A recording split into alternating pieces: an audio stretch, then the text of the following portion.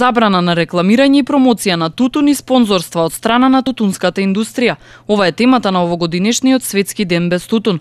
31 мај уште од 1987 година се одбележува како ден против пушењето, а е идеја на Светската здравствена организација, која годинава спроведува кампања под слоганот "Ослободете се".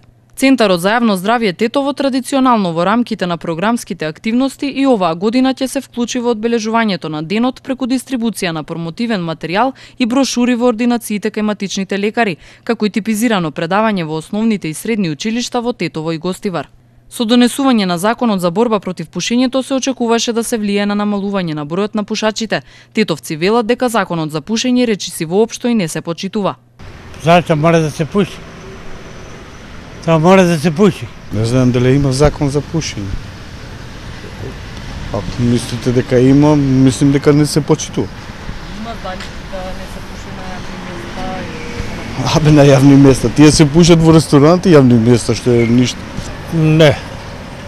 Мислим дека не се почитува. Не бе, какви закони, не се почитува ништо. А вие дали го почитувате? Па го почитува доколку го почитува други. Мало каде има ред, го почитува, каде нема. Али треба да се почитува. Не.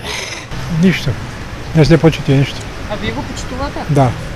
31 мај, Светскиот ден против пушењето, треба да го поттикне секој граѓанин да придонесе во борбата против тутунот, преку промоција на здрав стил на живот, како и помош на пушачите за освојување на нивната битка против тутунот.